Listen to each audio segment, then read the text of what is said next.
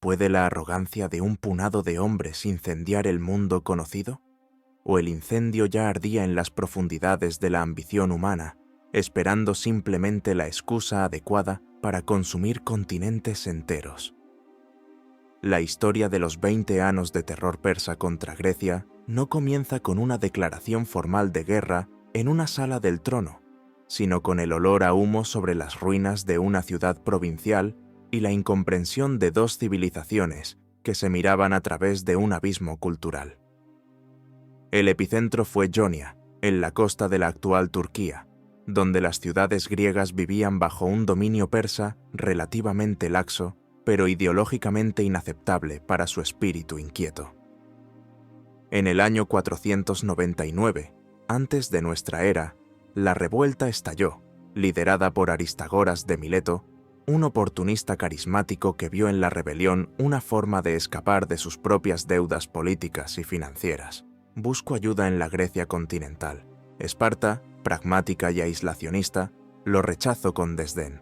Pero Atenas, una democracia joven y vibrante, cometió el acto que cambiaría la historia. Envió 20 naves.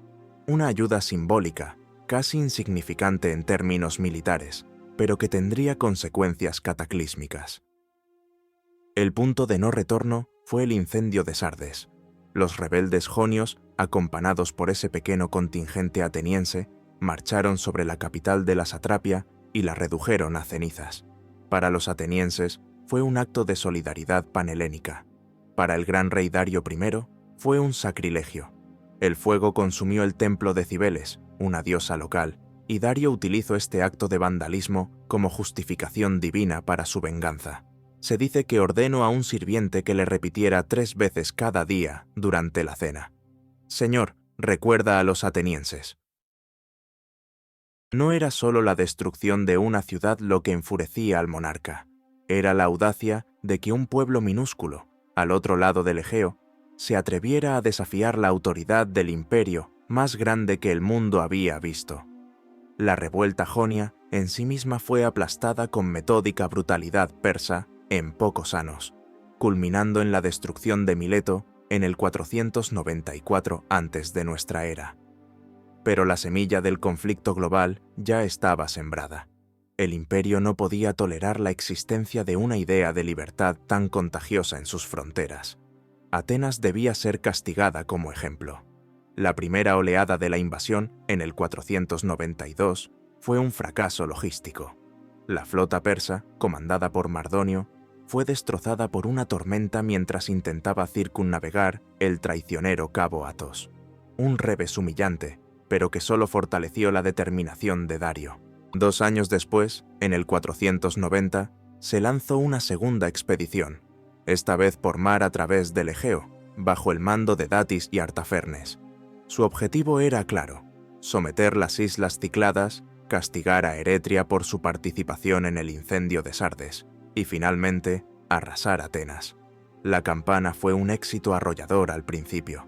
Eretria cayó tras un asedio y fue quemada. Su población, esclavizada.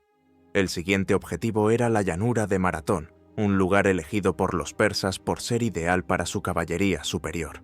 Atenas estaba sola. El pánico se apoderó de la ciudad.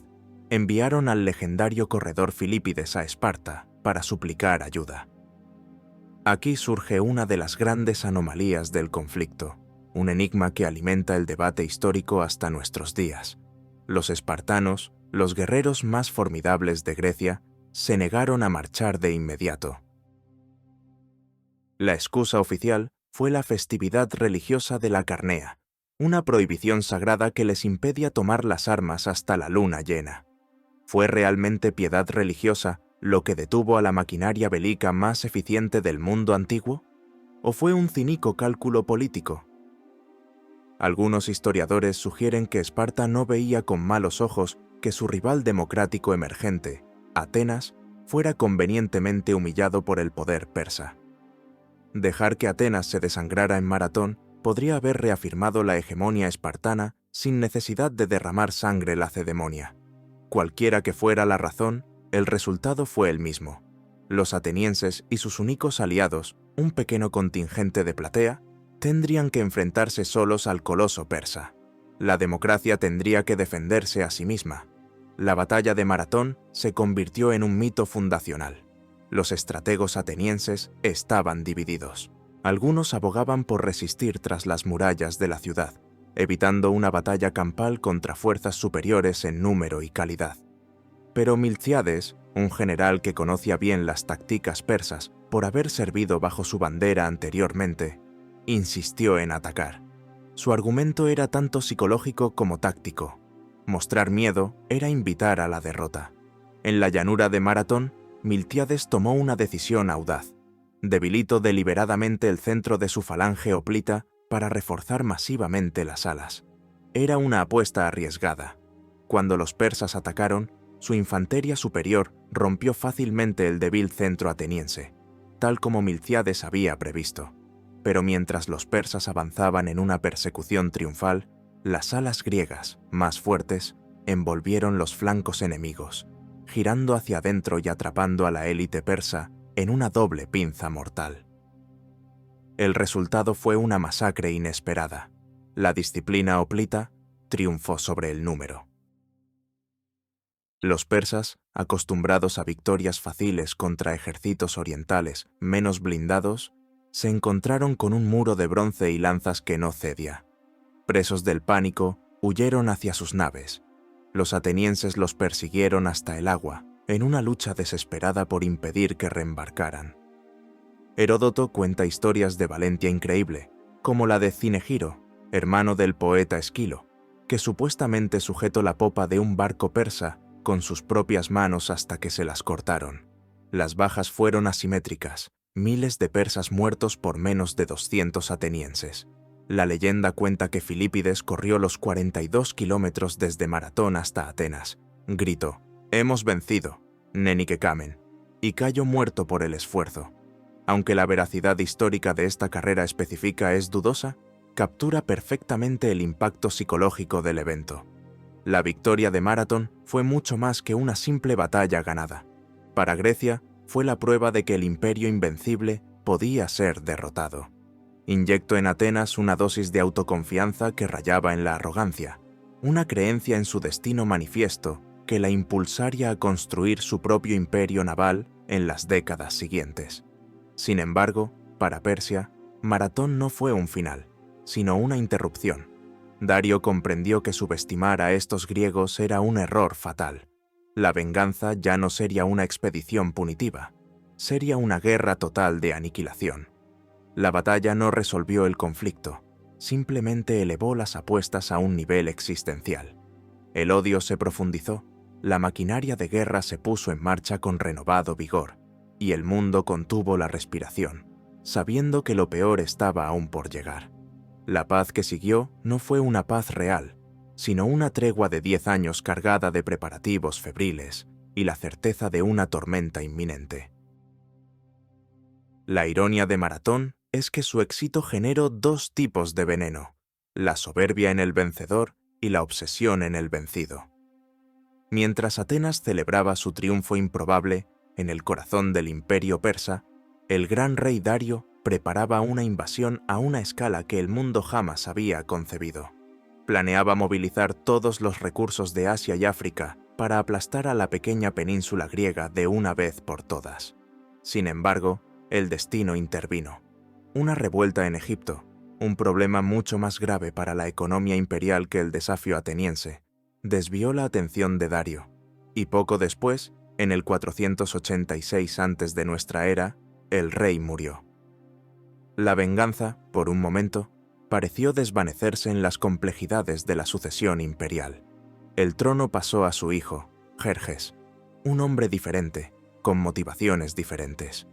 ¿Qué impulsa a un hombre a desafiar a los dioses y a la geografía misma? ¿Es la continuación de una política estatal o la manifestación de inseguridades personales proyectadas a escala imperial? Para entender los siguientes 10 años de terror, debemos entender a Jerjes. A diferencia de su padre Darío, que había ganado el trono a través de la astucia y la fuerza militar, Jerjes lo heredó. Creció rodeado de un lujo inimaginable, imbuido de la ideología aquemenida que presentaba al rey no solo como un gobernante, sino como el agente elegido de Ahura Mazda, el garante del orden cósmico, Asha, contra el caos, Drug. Jerjes necesitaba demostrar que era digno del legado de su padre y de su abuelo, Ciro el Grande. La campaña contra Grecia se convirtió en su proyecto personal, una forma de superar la sombra de Dario. En su corte, las voces de la prudencia, como la de su tío Artabano, que advertía sobre los peligros de la ibris y la dificultad de luchar contra un pueblo tan combativo en un terreno desconocido, fueron acalladas por los halcones de la guerra, liderados por Mardonio, ansioso por vengar su propio fracaso en el cabo Athos. La preparación para la invasión fue una demostración de poder sin precedentes, una obra de ingeniería y logística que tenía tanto de guerra psicológica como de estrategia militar. Jerjes no solo quería vencer a Grecia, quería humillarla, doblegar la naturaleza misma a su voluntad. El primer gran obstáculo era el Helesponto, el estrecho que separa Asia de Europa. Jerjes ordenó la construcción de un puente de pontones. Cuando una tormenta destruyó la primera versión, la reacción del rey reveló su mentalidad. No lo vio como un evento natural, sino como una insubordinación de los elementos. Heródoto nos cuenta que Jerjes ordenó que el Helesponto fuera azotado con 300 latigazos, que se arrojaran grilletes al agua y que los ingenieros responsables fueran decapitados. Era la personificación de la ibris, la creencia de que un mortal podía castigar al mar. El segundo puente se construyó, una maravilla de la ingeniería antigua que permitió a su vasto ejército cruzar de un continente a otro durante 7 días y 7 noches. El segundo proyecto de gigantomania fue el canal de Jerjes. La flota persa había naufragado en el cabo Athos 10 años antes. Para evitar repetir ese desastre, Jerjes ordenó excavar un canal a través del istmo de la península de Athos, un canal de 2 kilómetros de largo, lo suficientemente ancho para que pasaran 2 trirremes a la vez. Miles de trabajadores forzados de todo el imperio trabajaron durante 3 años para completar esta tarea monumental. Militarmente, su utilidad era discutible. Navegar alrededor del cabo habría sido arriesgado pero factible. Sin embargo, el propósito propagandístico era inmenso. Era un mensaje para los griegos. El rey de reyes podía alterar la geografía. Si podía convertir la tierra en mar, ¿qué no podría hacer con sus ciudades? Este acto de poder absoluto estaba diseñado para infundir un terror paralizante antes de que se disparara la primera flecha. Mientras tanto, la maquinaria de reclutamiento del imperio se puso en marcha. Desde las estepas de Bactria hasta los desiertos de Etiopía, desde la India hasta Libia, se convocó a contingentes. Heródoto cifra el ejército en millones de hombres, una exageración evidente, pero los cálculos modernos sugieren una fuerza de invasión de entre 200.000 y 300.000 soldados, y una flota de más de 1.200 naves. Era, sin duda, el ejército más grande jamás, reunido hasta ese momento. La diversidad de esta fuerza era asombrosa. Medos y persas con sus armaduras de escamas, escitas con sus arcos compuestos, indios con ropas de algodón, etíopes pintados de guerra y cubiertos con pieles de león. Era un imperio en movimiento, una torre de Babel militar cuya principal fortaleza, el número, sería también su principal debilidad logística. Alimentar a tal multitud requería una planificación meticulosa y la sumisión total de las regiones por las que pasaba. La guerra psicológica se intensificó. Jerjes envió heraldos a todas las ciudades griegas, excepto a Atenas y Esparta, cuyos ciudadanos habían asesinado a los heraldos anteriores de Dario, un sacrilegio imperdonable, exigiendo tierra y agua. Este era el símbolo persa tradicional de sumisión incondicional. El pánico se extendió por Grecia. Muchas polis del norte y centro, viendo la marea imparable que se acercaba, se sometieron sin luchar. Tesalia, Beocia, con la notable excepción de Tespias y Platea, y gran parte del Peloponeso, miraban con terror cómo el coloso se acercaba. El oráculo de Delfos, la voz más autorizada del mundo griego, emitió profecías terriblemente pesimistas. aconsejando a los atenienses que huyeran hasta los confines de la tierra y advirtiendo que solo un muro de madera los salvaría. La interpretación de este oráculo ambiguo se convertiría en la clave de la supervivencia griega. Grecia estaba fracturada. Las antiguas rivalidades entre polis hacían casi imposible una acción concertada. Esparta, con su mentalidad conservadora y terrestre, prefería una línea defensiva en el istmo de Corinto, abandonando a Atenas y al resto de Grecia central a su suerte. Fue en este momento de crisis existencial donde surgió la figura de Temístocles, de Atenas, un político populista, astuto y, según sus enemigos, sin escrúpulos.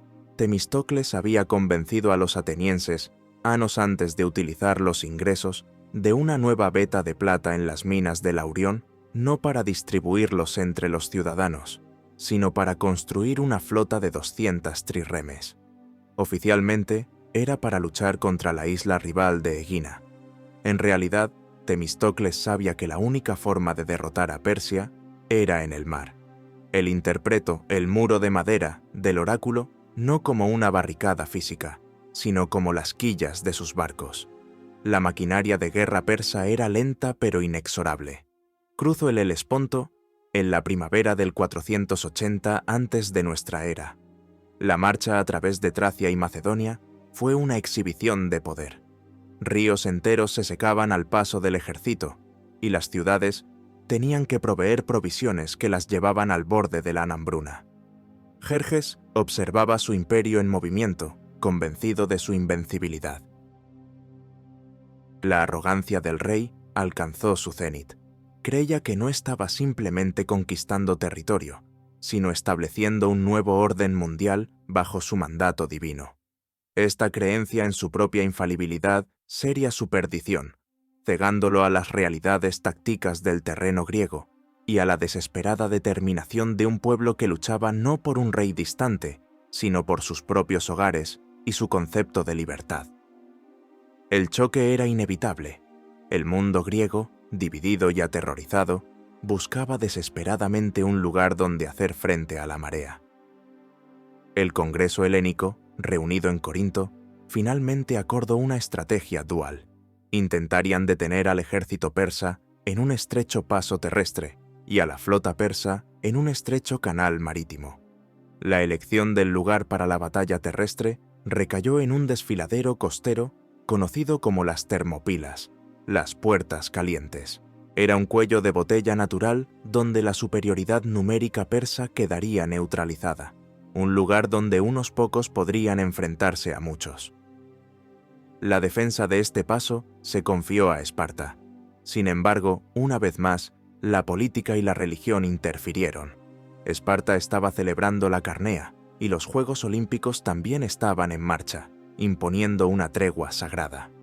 Los eforos espartanos, reacios a comprometer todo su ejército tan lejos del Peloponeso, solo permitieron que uno de sus reyes, Leónidas, marchara con su guardia personal de 300 hoplitas. Leónidas no marchó hacia una muerte segura por ingenuidad, marchó hacia una muerte calculada. La decisión de enviar solo 300 hombres, todos ellos con herederos varones vivos, para asegurar la continuidad de sus linajes, no fue un gesto de desesperación, sino un acto de propaganda política y militar. Primero, era una muestra de compromiso espartano para inspirar al resto de Grecia a unirse a la lucha. Segundo, era un sacrificio necesario para ganar tiempo. Leónidas sabía que no podía detener permanentemente al ejército de Jerjes, pero podía retrasarlo, infligir bajas significativas y demostrar que los persas no eran invencibles. A los 300 espartanos se unieron unos pocos miles de aliados griegos, principalmente tebanos, cuya lealtad era dudosa, y tespios, que permanecerían hasta el final con una valentía a menudo olvidada por la historia. El escenario estaba listo para una de las batallas más legendarias de la antigüedad. La horda de Jerjes, después de cruzar el Helesponto y marchar sin oposición por el norte de Grecia, se encontró de repente con un muro de bronce y escudos en el angosto paso de las Termópilas. El desfiladero de las Termópilas era una trampa táctica perfecta. En su punto más estrecho, apenas tenía espacio para el paso de un carro. Montanas infranqueables a un lado, el mar al otro. Durante 2 días, Jerjes lanzó oleada tras oleada de sus tropas contra la falange griega. Medos, caspios y finalmente su guardia de élite, los 10.000 inmortales. Todos fracasaron estrepitosamente. Los hoplitas griegos, con sus largas lanzas, pesados escudos de bronce y armaduras corporales, eran superiores en el combate cuerpo a cuerpo contra la infantería persa, más ligeramente armada y entrenada para tácticas de proyectiles y maniobras en campo abierto. Los griegos rotaban sus contingentes, infligiendo bajas masivas mientras sufrían pérdidas mínimas.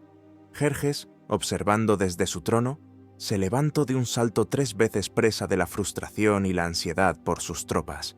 La invencibilidad de su ejército se estaba resquebrajando contra un punado de hombres obstinados. El punto de inflexión no llegó por la fuerza bruta, sino por la traición. Un local llamado Efialtes, motivado por la codicia o el miedo, reveló a Jerjes la existencia de un sendero de montana que rodeaba la posición griega. Esta senda permitía a los persas atacar a los defensores por la retaguardia. Cuando Leónidas se enteró de que el camino había sido descubierto y que los persas estaban en camino para rodearlo, supo que la batalla estaba perdida. Tomó una decisión crucial: despidió a la mayoría de los contingentes aliados para preservar sus vidas y la fuerza de combate futura de Grecia. Él, sus 300 espartanos y los 700 tespios, que se negaron a abandonarles, se quedaron para luchar hasta la muerte. No era solo heroísmo, era una obligación táctica: retrasar el avance persa el mayor tiempo posible para permitir la retirada segura del resto del ejército y de la flota griega que luchaba simultáneamente en Artemisio. La última batalla fue una carnicería suicida. Rodeados por delante y por detrás, los griegos restantes abandonaron la estrechez del paso y cargaron contra la masa persa en terreno más abierto, buscando matar a tantos como fuera posible antes de caer. Lucharon con lanzas hasta que se rompieron, luego con espadas cortas y finalmente con manos y dientes. Se dice que el propio Leónidas cayó en el fragor de la lucha y se libró una batalla feroz sobre su cuerpo, que los griegos lograron recuperar temporalmente 4 veces. Al final, abrumados por el número y las flechas persas, los últimos supervivientes fueron aniquilados. Jerjes, en un acto de furia sin precedentes y contra todas las costumbres persas de respetar a los guerreros valientes, ordenó que el cuerpo de Leónidas fuera decapitado y crucificado. Un acto que reveló su frustración por el costo de la victoria: miles de bajas persas a cambio de un punado de griegos. El sacrificio de las Termopilas no fue en vano. Aunque militarmente fue una derrota, estratégicamente fue un éxito rotundo. Los 3 días ganados permitieron a la flota aliada retirarse ordenadamente de Artemisio tras recibir la noticia de la caída del paso. Más importante aún, la leyenda de los 300 transformó la moral griega. Demostró que la resistencia era posible, que el soldado griego individual era superior al persa, y creó un mártir unificador para la causa panhelénica. El fuego de las Termopilas no solo iluminó la crueldad de Jerjes, sino que también endureció la determinación de Atenas y Esparta. Sin embargo, el camino hacia el corazón de Grecia estaba ahora abierto. El ejército persa avanzó sin oposición hacia Beocia y el Ática. El siguiente objetivo era Atenas, la ciudad que había iniciado todo 20 años atrás. La población ateniense enfrentaba una elección terrible: quedarse y morir, o abandonar su ciudad y confiar su destino a los muros de madera de su flota. La caída de las Termopilas provocó una onda expansiva de terror. La flota griega, que había mantenido un empate táctico pero costoso contra la armada persa en los estrechos de Artemisio, se vio obligada a una retirada apresurada hacia el sur. Sin el ejército terrestre protegiendo su flanco, permanecer en posición era un suicidio. La noticia corrió más rápido que las naves. Leónidas había caído. El camino a la Ática estaba despejado. Para las polis aliadas reunidas en Salamina, la situación parecía desesperada. El pánico se instaló entre los comandantes de la flota. Los corintios y peloponesios, liderados por el comandante supremo espartano Euríbiades, abogaban por retirar la flota al istmo de Corinto, donde podrían defender su patria, el Peloponeso, abandonando Atenas, Megara y Egina a su suerte. La alianza helénica estaba al borde del colapso, resquebrajándose por el miedo y los intereses regionales. En medio de este caos, Temístocles se convirtió en el eje sobre el que giraría el destino de Occidente. Comprendió algo que sus colegas no veían. Una retirada al istmo significaba disolver la flota, ya que los contingentes de las islas abandonadas no tendría razón para seguir luchando. La única esperanza era forzar una batalla naval decisiva en un lugar de su elección. Los estrechos de Salamina, entre la isla y la costa continental de Lática, ofrecían condiciones similares a las de las Termópilas, pero en el mar.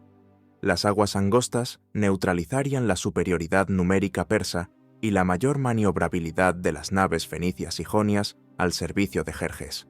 Pero, como convencer a aliados aterrorizados y a un comandante supremo indeciso de arriesgarlo todo en una batalla final cuando la huida parecía una opción más segura?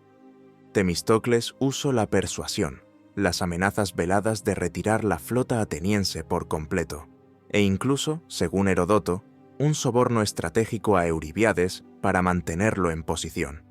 Mientras tanto, Atenas pagaba el precio de su desafío.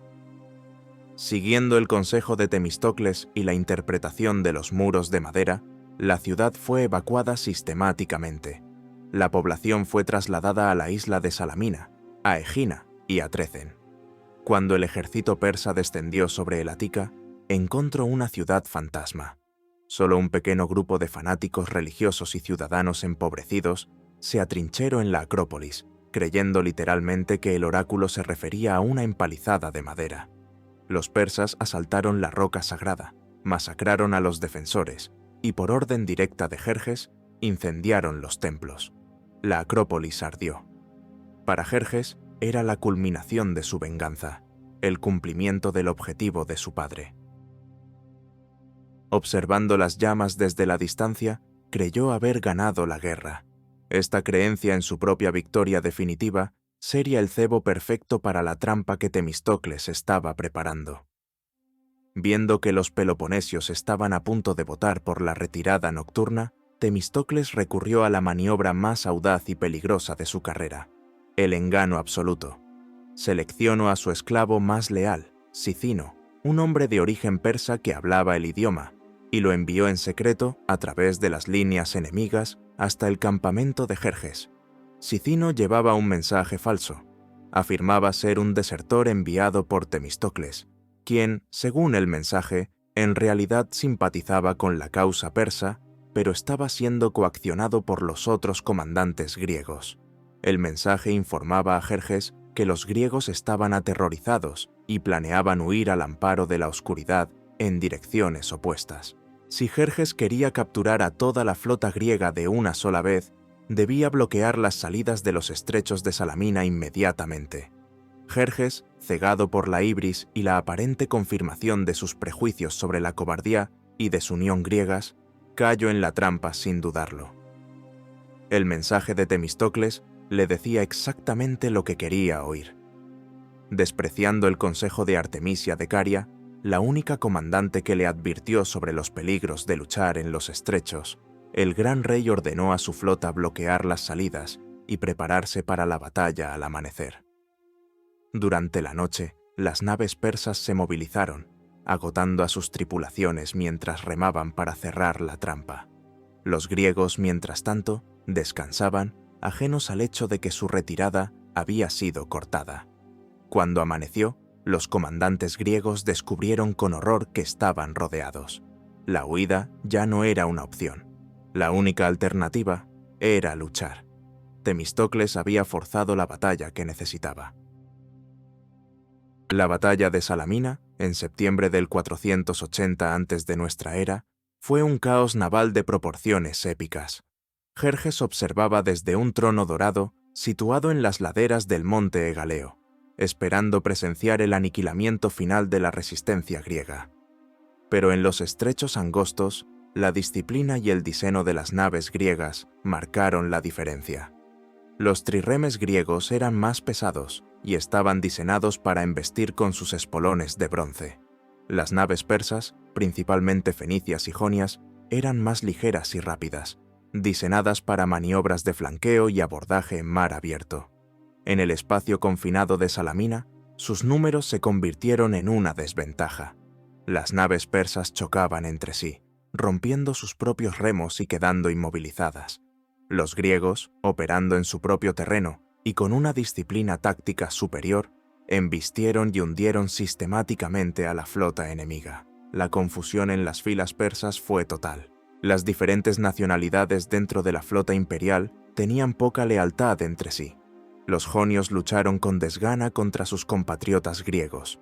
La reina Artemisia, viendo el desastre inminente, salvó su propia nave embistiendo deliberadamente a otra nave aliada, haciendo creer a los griegos que era una de ellos, mientras Jerjes, observando desde la orilla, creía erróneamente que había hundido un barco enemigo, exclamando: «Mis hombres se han convertido en mujeres, y mis mujeres en hombres».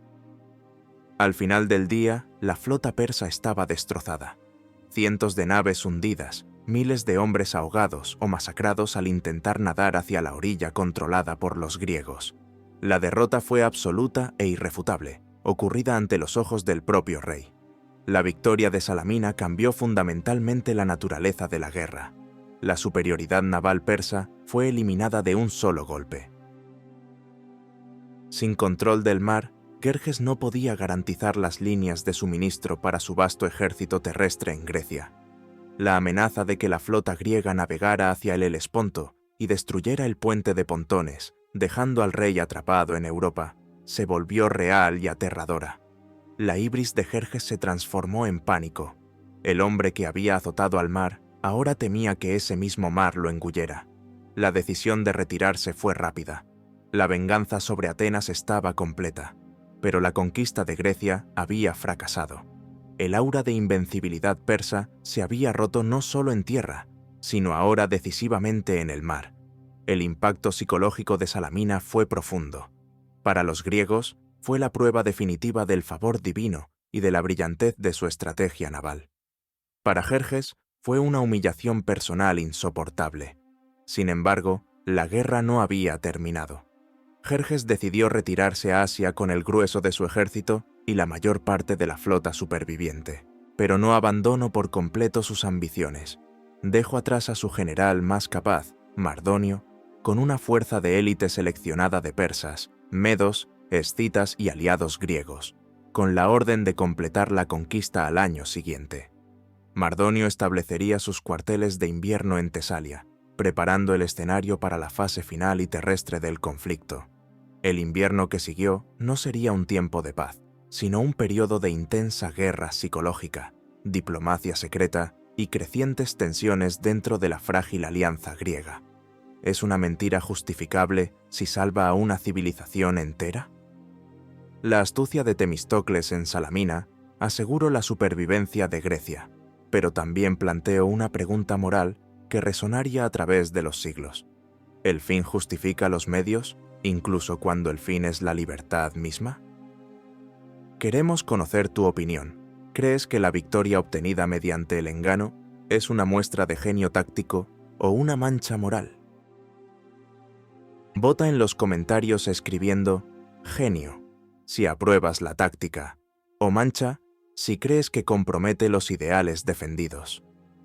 La retirada de Jerjes no significó el fin del terror, sino una transformación de su naturaleza.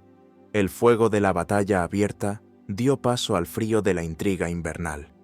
Jerjes, habiendo satisfecho su venganza personal con la incineración de Atenas, se replegó a Sardes, dejando a Mardonio al mando de una fuerza considerable, estimada en hasta 300.000 hombres según fuentes antiguas, aunque probablemente mucho menor en realidad. Mardonio era un general diferente a Jerjes. No estaba cegado por la ibris divina. Era un estratega pragmático que entendía que la fuerza bruta había fracasado. Su estrategia para el invierno del 480 al 479 antes de nuestra era se centraría en romper la alianza griega desde dentro, utilizando el arma más antigua y eficaz, la diplomacia del miedo y la codicia. El invierno se convirtió en una guerra de nervios, espionaje y ofertas tentadoras. El objetivo principal de Mardonio era Atenas. Sabía que sin la flota ateniense, la resistencia griega colapsaría. Los atenienses habían pagado el precio más alto.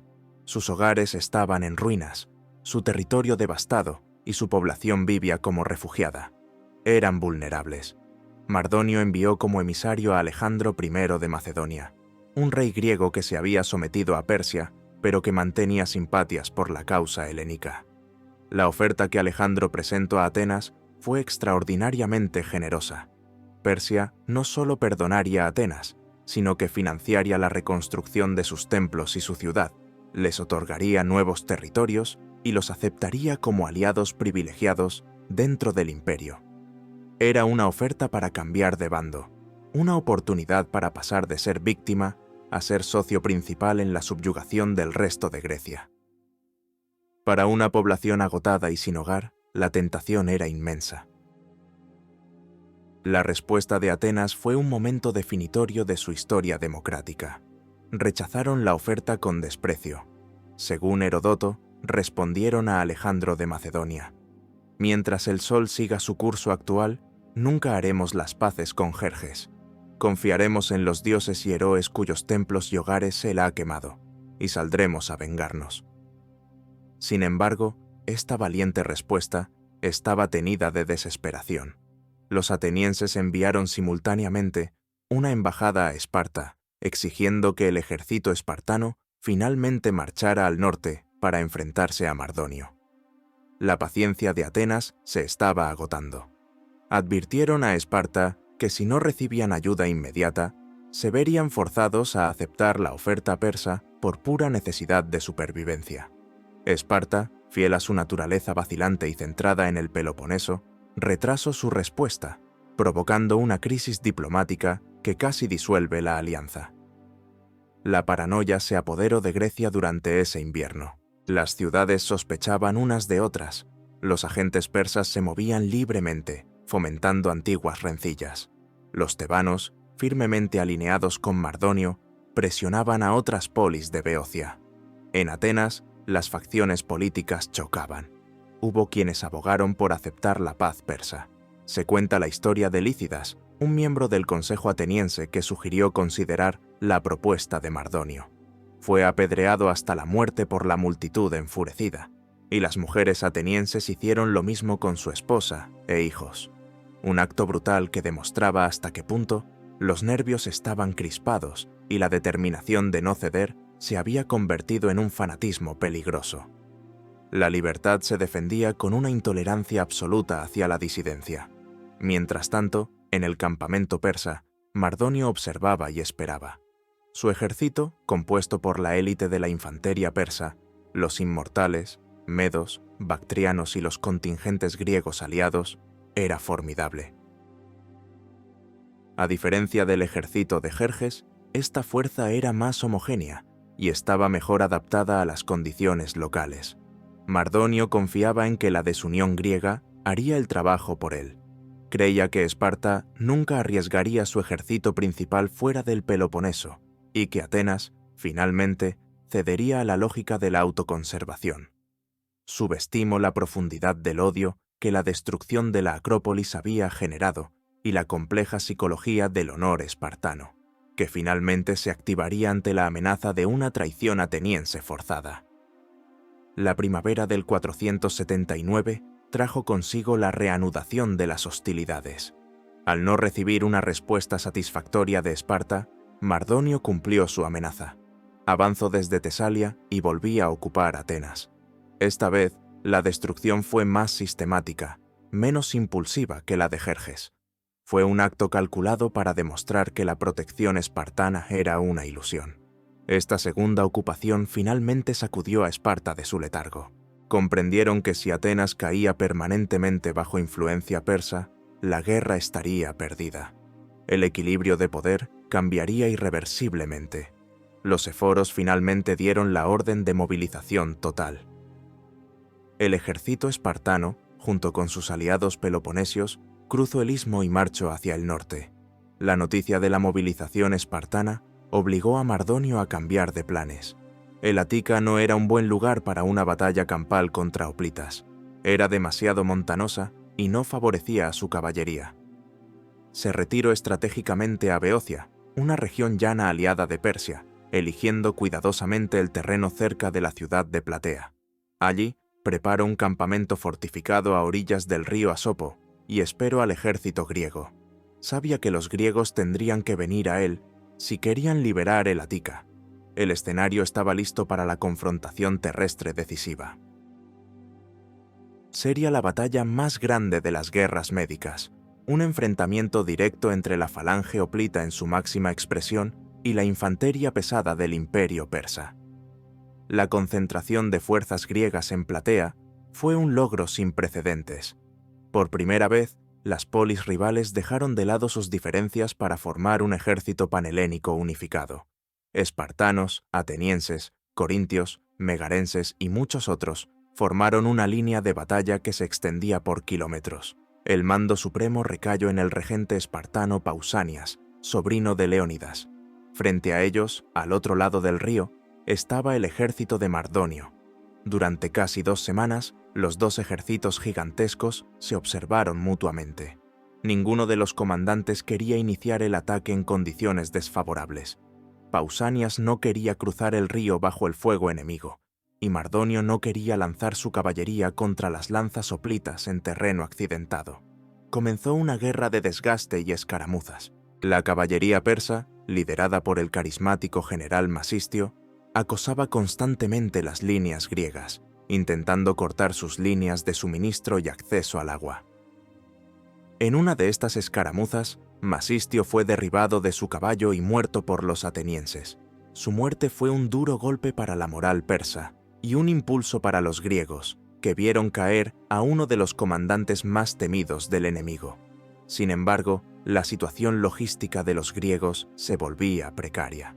Mardonio logró contaminar la fuente de agua principal de los griegos, forzando a Pausanias a tomar una decisión drástica: reubicar su ejército durante la noche a una posición más segura cerca de Platea. El movimiento nocturno fue caótico. Las diferentes contingencias griegas interpretaron mal las órdenes o se movieron a diferentes velocidades. Al amanecer, la línea de batalla griega estaba fracturada y desordenada. El centro se había retirado demasiado lejos, y el ala izquierda ateniense estaba separada del ala derecha espartana. Mardonio, al observar este aparente caos desde su campamento, cometió el error fatal de su carrera. Creo que los griegos estaban huyendo en pánico. Vio la oportunidad de una victoria fácil y ordenó una carga general. Liderando personalmente a su élite de infantería persa, cruzó el río Asopo y cargó contra lo que creía eran los restos desorganizados del contingente espartano. Subestimó la disciplina espartana, incluso en medio de la confusión táctica. Pausanias y los espartanos se encontraron en una situación desesperada. Aislados y atacados por la mejor infantería persa, formaron su muro de escudos y resistieron la embestida. La batalla que siguió fue brutal y caótica. Los persas, luchando con gran valentía pero con armamento inferior para el combate cuerpo a cuerpo, intentaban romper la falange espartana agarrando las lanzas y escudos. La lucha se centró alrededor de Mardonio, que cabalgaba en medio de sus tropas, inspirándolas con su presencia. Fue entonces cuando un hoplita espartano desconocido, llamado Arimnesto, lanzó una piedra o una lanza que impactó fatalmente al general persa. La muerte de Mardonio cambió instantáneamente el curso de la batalla. Sin su líder carismático, la voluntad de lucha de la infantería persa se evaporó. El pánico se extendió por las filas imperiales. La retirada se convirtió en una huida desordenada hacia su campamento fortificado. Mientras tanto, los atenienses en el flanco izquierdo se enfrentaban en una dura batalla contra los aliados tebanos de los persas. la única unidad griega que luchó con verdadera determinación por Mardonio. Una vez que los tebanos fueron derrotados, los atenienses se unieron a los espartanos en el asalto al campamento persa. La masacre fue total. Los griegos irrumpieron en la fortificación y aniquilaron a casi todos los que no lograron escapar. Herodoto afirma que de los cientos de miles de soldados de Mardonio, solo unas pocas decenas de miles lograron huir bajo el mando de Artabazo, quien había desaprobado la decisión de Mardonio de atacar y había mantenido a sus propias tropas fuera de la lucha principal. La victoria en Platea fue decisiva. Aniquiló la presencia militar persa en Grecia continental para siempre. El botín capturado en el campamento persa fue inmenso. Oro, plata, tiendas lujosamente decoradas y miles de esclavos. La amenaza que había pendido sobre Grecia durante 20 años finalmente se disipó. Pero la victoria en tierra firme no fue el único golpe asestado ese día. Según la tradición, el mismo día de la batalla de Platea, a cientos de kilómetros de distancia, al otro lado del Egeo, la flota griega logró otra victoria crucial. Esta doble victoria no solo aseguró la libertad de Grecia, sino que cambió el equilibrio de poder en el Mediterráneo oriental, marcando el comienzo de una nueva era de agresión griega contra el imperio que había osado invadirla. La guerra defensiva había terminado. Comenzaba la guerra de represalia. El eco de la victoria en Platea resonó casi instantáneamente en la costa jonia. El mismo día, según la tradición histórica que gusta de las coincidencias dramáticas, la flota helénica aliada, ahora bajo el mando del rey espartano Leotíquidas y el ateniense Jantipo, se enfrentó a los restos de la armada persa en el cabo Micala. Los persas, desmoralizados tras Salamina, habían varado sus naves en la playa y construido una empalizada, confiando en la protección de un ejército terrestre cercano. Los griegos, enardecidos por la posibilidad de liberar Jonia, desembarcaron y asaltaron la posición persa. La batalla de Micala fue una repetición de Platea a menor escala. La disciplina hoplita superó a las defensas persas, y la quema de la flota enemiga marcó el fin definitivo del poder naval persa en el Egeo. Esta victoria desencadenó la segunda y definitiva revuelta de las ciudades jonias, que se unieron con entusiasmo a la alianza victoriosa. La guerra había entrado en una nueva fase. El miedo había sido reemplazado por la euforia y el deseo de venganza. El conflicto ya no se libraba por la supervivencia de Grecia, sino por la liberación de sus parientes en Asia Menor y la búsqueda de reparaciones. Sin embargo, tan pronto como el enemigo común dejó de ser una amenaza existencial, las grietas en la alianza helénica comenzaron a reaparecer, más profundas que antes. Esparta, la potencia terrestre tradicional, se mostró reacia a comprometerse en campañas navales prolongadas lejos de casa. Propusieron una solución drástica y brutal: reubicar a los jonios en Grecia continental, abandonando Asia Menor a su suerte. Atenas, cuya identidad estaba intrínsecamente ligada al mar y a sus conexiones jonias, rechazó vehementemente esta idea. Vieron una oportunidad no solo de liberar, sino de liderar. Aquí se sembraron las semillas del siguiente gran conflicto de Grecia.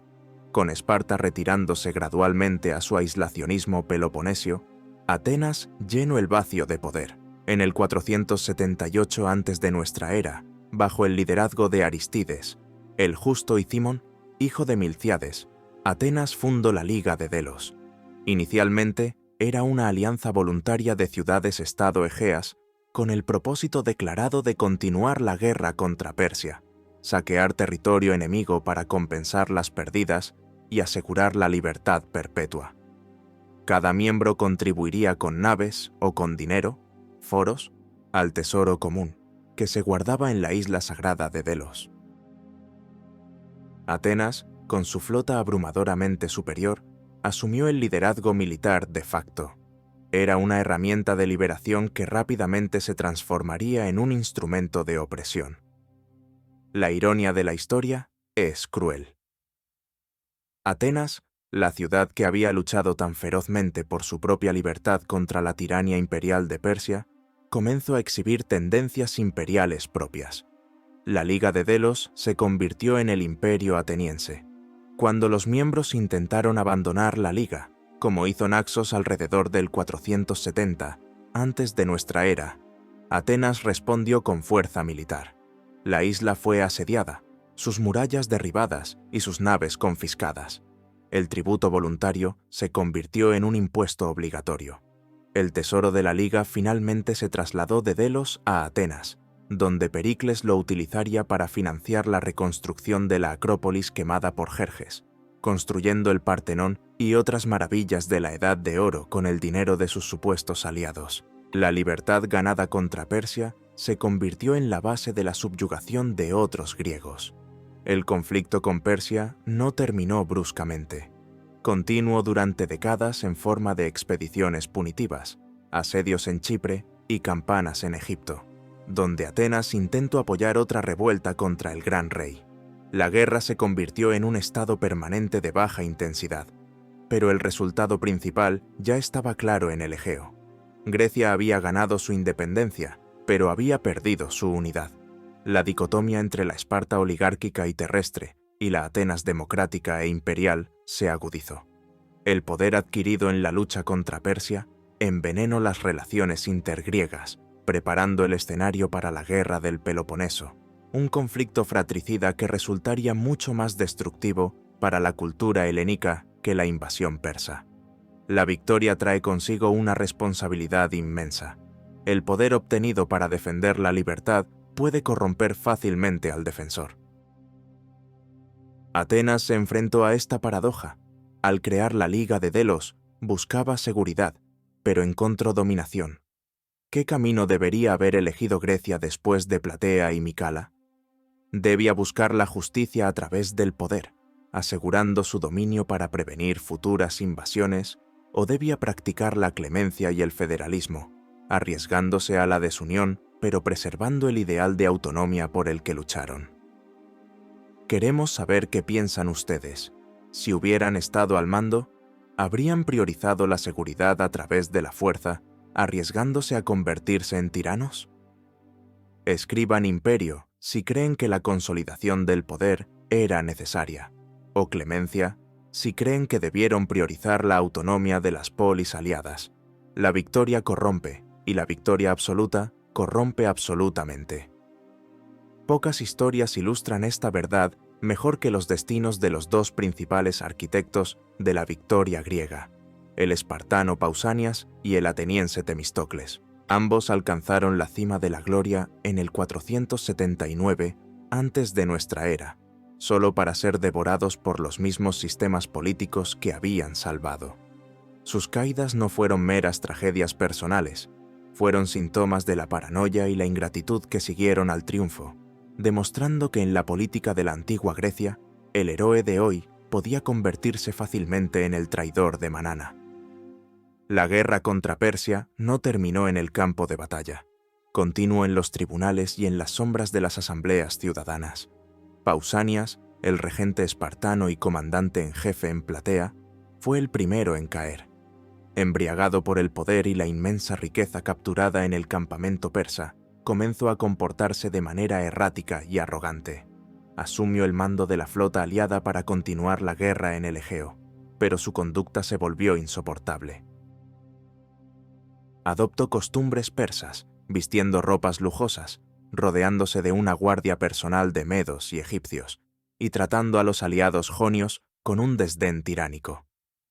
Su arrogancia fue tan grande que erigió un trípode conmemorativo en Delfos con una inscripción que se atribuía la victoria personalmente, omitiendo a los demás aliados.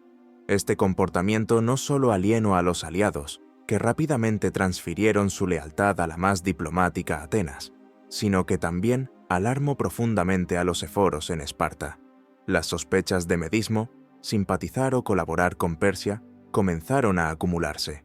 Se rumoreaba que Pausanias estaba en correspondencia secreta con Jerjes, ofreciéndole casarse con la hija del rey y subyugar a toda Grecia a cambio del poder personal. Fue llamado a Esparta para ser juzgado. Aunque absuelto por falta de pruebas concluyentes sobre la traición, su reputación estaba manchada. Incapaz de readaptarse a la austera disciplina espartana, después de saborear el poder absoluto, Pausanias continuó conspirando. Según Tucídides, llegó incluso a prometer la libertad a los hilotas, los esclavos estatales de Esparta, si se unían a él en un golpe de estado. Esta fue la traición definitiva. Descubierto, Pausanias buscó asilo en el templo de Atenea Chalkioikos. Los eforos, reacios a cometer el sacrilegio de arrestarlo violentamente en un lugar sagrado, tomaron una decisión despiadada. Tapiaron las puertas del templo, dejando al héroe de Platea morir de hambre en su interior. Su madre, se dice, fue la primera en colocar una piedra en la entrada. El destino de Temístocles fue igualmente trágico, aunque más irónico. El genio de Salamina, el salvador de Atenas, se convirtió en una figura incómoda para la democracia que había defendido. Su astucia, que había sido vital en tiempos de guerra, era vista con sospecha en tiempos de paz. Sus rivales políticos, liderados por el aristócrata Cimón, lo acusaron de arrogancia y de aceptar sobornos. Temístocles, que nunca ocultó su orgullo por sus logros, facilitó el trabajo a sus enemigos. En la Atenas democrática, cualquier figura que acumulara demasiado poder o prestigio personal era vista como una amenaza potencial a la igualdad de los ciudadanos. El mecanismo para neutralizar esta amenaza era el ostracismo, una votación anual donde los ciudadanos podían exiliar a un político durante 10 años sin necesidad de un juicio formal. Alrededor del 471 antes de nuestra era, Temístocles fue ostracizado. Abandonó Atenas y se instaló en Argos, desde donde continuó agitando la política griega contra Esparta. Sin embargo, cuando las acusaciones de traición contra Pausanias salieron a la luz, los espartanos afirmaron tener pruebas de que Temístocles también estaba implicado en la conspiración persa. Probablemente fuera una calumnia espartana para deshacerse de un enemigo acérrimo, pero Atenas emitió una orden de arresto por traición. Temístocles se convirtió en un fugitivo. Perseguido por toda Grecia, emprendió una odisea desesperada. Huyó a Corcira, luego a Epiro, y finalmente, en la ironía más espectacular de la historia antigua, buscó refugio en el único lugar donde sus enemigos griegos no podían alcanzarlo, la corte persa. Jerjes ya había muerto, y el trono estaba ocupado por su hijo, Artajerjes I. Temístocles se presentó ante el Hijo del Hombre cuya flota había destruido. Lejos de ejecutarlo, Artajerjes recibió al estratega griego con honores. El rey persa entendió el valor propagandístico de tener al mayor héroe de guerra griego a su servicio. Otorgó a Temístocles el gobierno de varias ciudades ricas en Asia Menor, incluyendo Magnesia, donde vivió el resto de sus días con lujo y poder. El hombre que salvó a Grecia de Persia murió como un sátrapa persa. Tucídides sugiere que cuando Persia planeó una nueva expedición contra Grecia, Temístocles se suicidó con veneno, incapaz de luchar contra su propia patria. Ya sea verdad o leyenda, su final subraya la incapacidad de la polis griega para gestionar el genio individual. Las caídas de Pausanias y Temístocles revelan una verdad incómoda sobre el conflicto. La guerra no solo destruyó al enemigo externo, sino que también envenenó el cuerpo político interno de los vencedores. La paranoia de la traición y la envidia política resultaron ser tan letales como las flechas persas.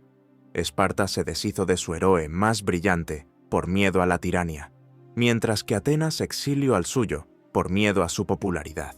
El sistema que ambos defendieron demostró ser incapaz de reconciliar la grandeza individual con el bien común. Mientras los héroes callan en desgracia en Grecia, el instigador original del conflicto, el hombre que había movilizado al mundo, enfrentaba su propio final ignominioso, no a manos de un ejército enemigo, sino en la oscuridad de su propio palacio.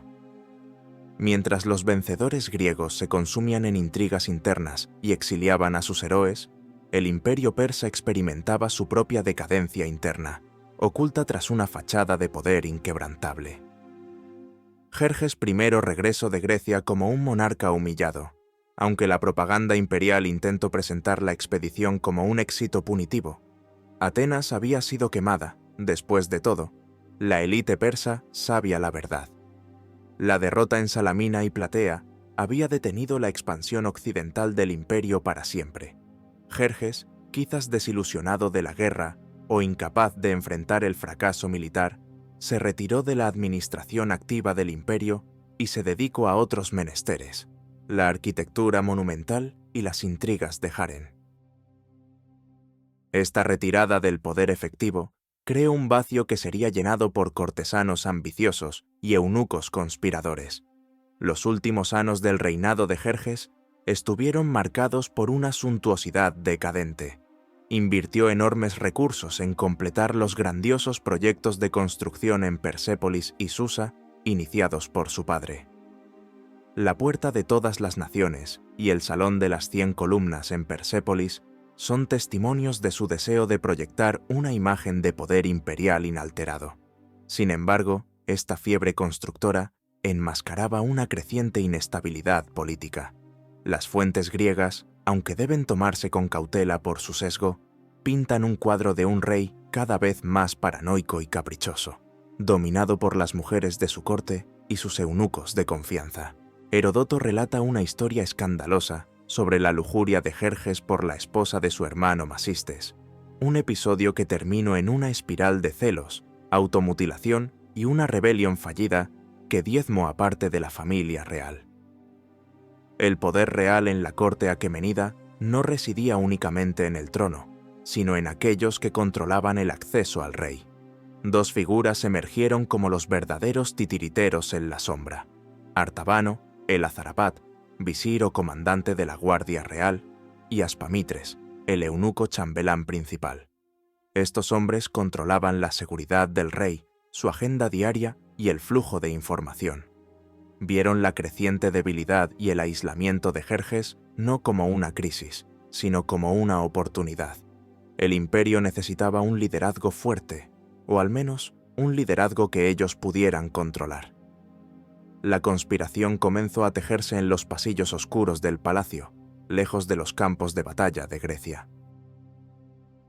La tragedia de la Casa Real persa no se limitó a la humillación militar.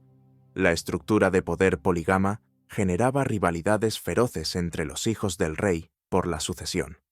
Dario, el hijo mayor y heredero designado, era visto como un obstáculo por la facción de Artabano. La conspiración probablemente tenía como objetivo no solo eliminar a Jerjes, sino también manipular la sucesión a favor de un príncipe más maleable, Artajerjes, el hijo menor. La noche del 465 antes de nuestra era, la conspiración se puso en marcha. Artabano y Aspamitres, utilizando su acceso privilegiado, entraron en los aposentos privados del gran rey. El hombre que había movilizado a millones de personas, que había ordenado azotar el mar y que se consideraba el representante de la divinidad en la tierra, murió de forma ignominiosa. Fue asesinado en su cama, apuñalado por los hombres en quienes más confiaba.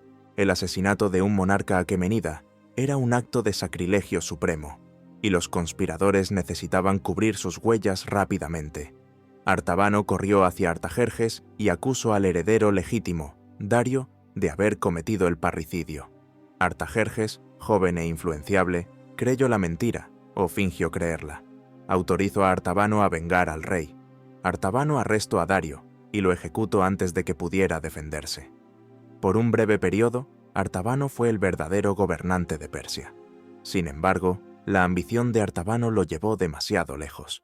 Intentó eliminar también a Artajerjes para tomar el trono él mismo, pero el joven rey fue advertido a tiempo. En un dramático enfrentamiento, Artajerjes logró matar a Artabano. El imperio, que había temblado ante la idea de la libertad griega, casi colapsa por una vulgar lucha por el poder palaciego. Artajerjes I consolidó su trono tras una sangrienta purga, pero el imperio que heredó ya no era la fuerza expansiva e invencible de Ciro o Dario. La derrota en Grecia marcó un punto de inflexión psicológico. Persia se volvió introspectiva, defensiva, dependiendo más del oro para sobornar a sus enemigos que de los ejércitos para conquistarlos. La muerte de Jerjes no fue solo el final de un reinado, sino el final de una era de ambición ilimitada. El contraste entre el principio y el fin de Jerjes es absoluto. Inició su campaña con la mayor exhibición de poder militar que el mundo había visto, cruzando continentes para imponer su voluntad.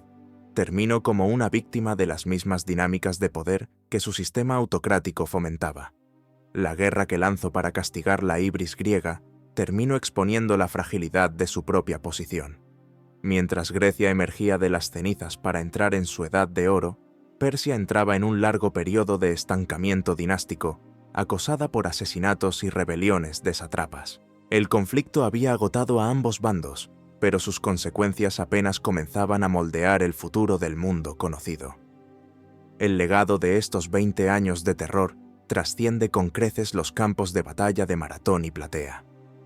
La guerra no solo determinó la supervivencia de un conjunto de ciudades-estado griegas, forjó la identidad misma de lo que llegaría a conocerse como Occidente. El conflicto cristalizó la dicotomía entre la libertad, eleuteria, y la tiranía, despotismo, entre el ciudadano autónomo y el súbdito obediente. Esta narrativa, articulada por historiadores como Heródoto, se convirtió en la piedra angular de la autopercepción occidental durante milenios. Los griegos no solo lucharon por sus hogares, lucharon por el derecho a tener sistemas políticos diversos y caóticos, libres de la imposición de una voluntad única y monolítica. La victoria sobre Persia desencadenó directamente la Edad de Oro de Atenas.